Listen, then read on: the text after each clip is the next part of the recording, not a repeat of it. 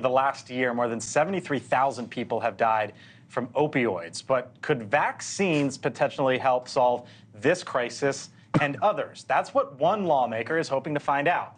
Congressman David Schweikert, the Republican congressman from Arizona, introduced what is called the Substance Therapy Designation Act, which encourages the development of vaccines to prevent, treat, or mitigate opioid, cocaine, meth, or alcohol use. Now, here's part of the bill. $1 billion cash prize would be awarded to the first whoever can get that vaccine approved by the government for effective drug use. Joining us now is the congressman from Arizona, Congressman Schweikert. Thanks for being with us here on the Hill. I think I got most of that right, Congressman. Explain what you're trying to do. Yeah. Look, the reality of it is these, particularly fentanyl, the new synthetic opioids, are just destructive in what they do to the brain. We were never prepared as a society for particularly the synthetics. And it turns out we've been tracking now for a couple years researchers from different labs and even different countries who actually are learning how to do types of receptor blockers. The cocaine and those actually have different mechanisms. They're more of a protein binder. But the concept of giving those who deal with drug treatment a new tool, something that actually may block the receptors when you have how many, as you were saying, 70,000, I've seen numbers even higher, of our brothers and sisters we're losing every year to these narcotics. I will argue doing something like this is moral and it's really smart economics.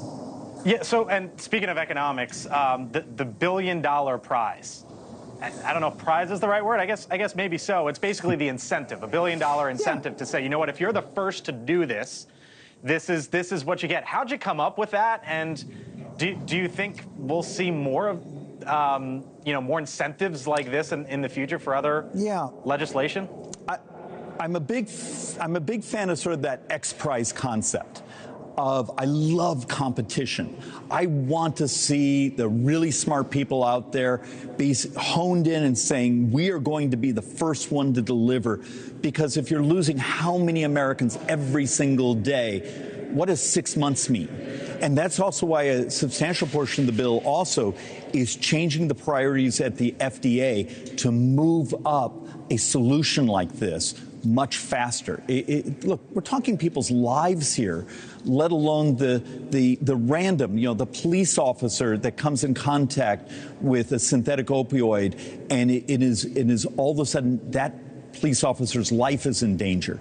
There's more use cases here. Right. It's just the right, smart, moral, and it's, we've been working on the economic models of it. Do you have bipartisan support, Congressman? And have you talked to the Speaker about this? Yeah, we're actually running up and down. Matter of fact, just as we're doing this television hit, I'm now racing to a Democrat office to actually do a presentation to their staff. We're actually trying to sell this concept that, as you were talking about AI earlier, technology doesn't have to be dystopian. In many ways, it could actually be part of our formula of how we help our brothers and sisters. All right, Congressman Schweikert, we got to leave it there. Thanks for being with us here on the Hill. If there's an update, let us know.